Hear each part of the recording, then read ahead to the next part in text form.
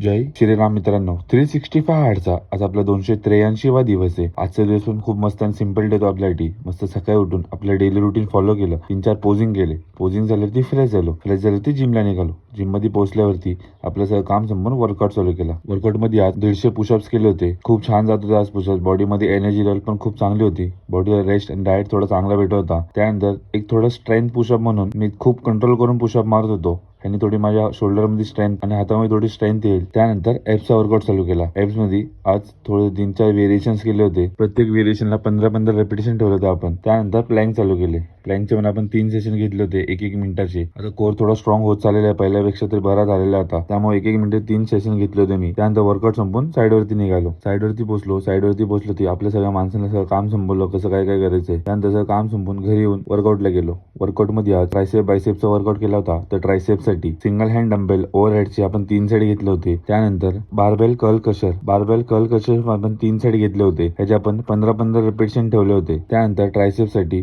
Last set रोप push डाऊनचे पण आपण 3 set घेतले होते. 12-12 रेपिटेशनचे. तुम्ही बघू शकता ट्रायसेप काय भारी पंप झालेला आहे. खूप मस्त दिसतो ट्रायसेप. त्यानंतर बायसेपचा वर्कआउट घेतला.